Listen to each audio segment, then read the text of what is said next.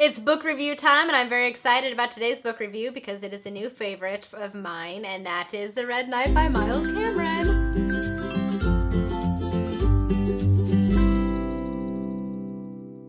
Hello everyone, it is Samantha, and I hope you guys are having a great day today. I am very excited about today's video because it is my review and discussion of The Red Knight by Miles Cameron. Just finished this one last week. Absolutely loved it, and now I get to share with you guys all of my thoughts and feelings. So The Red Knight is the first book in a epic fantasy trilogy by Miles Cameron. The story, though centered around our main protagonist of The Red Knight, actually does follow a quite large cast of characters, so there's a lot to keep track of, but it's worth it, trust me. The story opens with the Red Knight on his way to the convent of Lysancarak along with his band of mercenaries. The company is following a lead that the abbess herself is looking for a company of soldiers that she can hire to protect the convent and the nunnery from the forces of the Wild. The Wild is a wilderness that Lysancarak is kind of on the edge of and a fortress against. It is wilderness full of a lot of demonic and magical creatures, so it's full of demons and boglins and men who have defected to the Wild side because they want to fight for freedom. They're all led by the sorcerer Thorn, who used to be a man, but he's not anymore because he's gone through his own magical transformation. And the Wild is basically trying to take Lysancarak in order to take over the rest of this country, and Lysancarak kind of holds this power, so the Wild wants this ancient power that this convent is hiding. So the Red Knight and his company of mercenaries arrive on the heels of another attack, and they are soon hired by the abbess to investigate this strange murder, as well as to protect her convent from further attacks. But the Red Knight soon learns that there is more to the attacks than it first appears, and this is less a matter of protecting the convent than it is winning an entire war. So he definitely has his work cut out for him, but he agrees to the job anyway. What follows is an epic character and battle-driven plot. It is full of a lot of secrets and revelations and masterfully crafted, interconnected characters. And honest to God, this story is a must for anybody who is like a diehard fantasy fan, because I can guarantee you, you will love it. It was good, guys. So as you guys can tell, I absolutely love this story. I ended up giving it 4.5 out of 5 stars. It was phenomenal, and I cannot wait to continue on with the rest of this trilogy and see what it has to offer. I can definitely see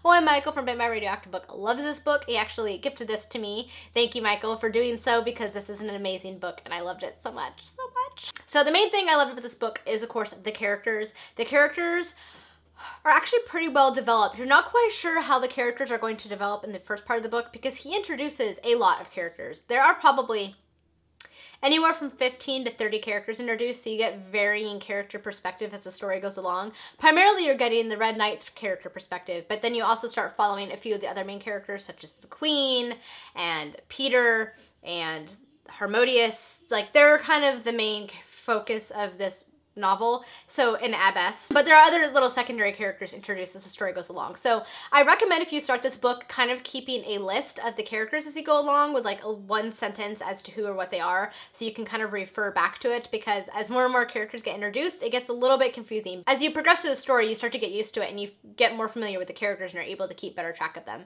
But at first, it's very, very overwhelming to kind of digest. So go in with that knowledge if you choose to read this book. The other thing I kind of liked about the story was the amorality of all of the characters. Nobody was really totally good, and I mean, everybody had some level of badness to them, I guess. I mean, but that's kind of like human nature, right? There was a lot of gray areas. So there were people fighting for good, but they weren't necessarily always doing the best things or making the best decisions. And I kind of like that. It added a realness to the characters that I really enjoyed. And I particularly like how Cameron kind of explored the internal struggles in some of these characters, such as the Red Knight, kind of fighting against what he has to do with what he doesn't really want to do. Like, he doesn't really want to go out and murder people, and he wants to try and be a decent person, but he also recognizes that in war, you have to kind of make these hard decisions that you don't really want to make. And I kind of like that about it. And it was kind of that way with all of the characters. I mean, there were some characters that were good for the most part, but everybody kind of struggled with themselves.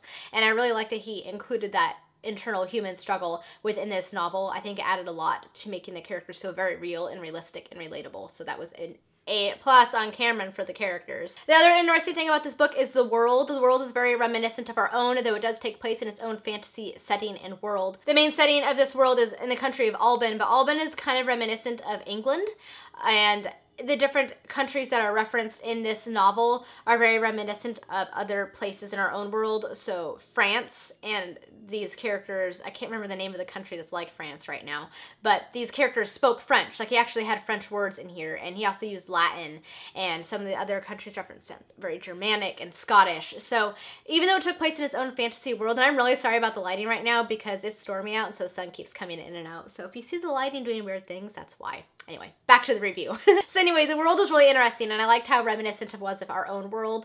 And he also had Christianity in this book. So the convent was Christian-based. So they talk about Jesus Christ, and they talk about the disciples and God and the Holy Spirit and things like that. So it definitely pulled a lot from our own world while making it new in its own setting, which I thought was pretty cool. So that also helped to make the story a little bit more relatable because it was very reminiscent of our world and that we live in now. In terms of the time period in which this book took place, I would say it's probably the 12th, 13th century our time. I think that would give you a good idea of the type of setting that this book is taking place in. The other thing that I thought was pretty fantastic about this book was the battles. Miles Cameron is excellent at describing battle scenes. He makes it seem very epic and big, and you really feel the raw emotion and the energy and the fear. Like, everything was very palpable, and I really enjoyed that about the book. It made it feel very realistic. It reminded me a lot of Lord of the Rings, Tolkien's battle scenes from his Lord of the Rings trilogy. It was very reminiscent of that, and he does battle scenes really well. I find battle scenes to be hit and miss for me. Sometimes I can find them really boring, and sometimes I can find them to be really interesting, just depending upon how they were written. And I really like how Miles Cameron wrote them. They were, as I said, palpable. They felt very human in terms of the emotions being expressed, and it really made it very engaging and like engrossing when you were reading these battle scenes. And the thing that I love the most about this book is the Arthurian Connection. As you guys know, I love Arthurian retellings and stories. It is one of my favorite types of historical fiction and historical fantasy to read.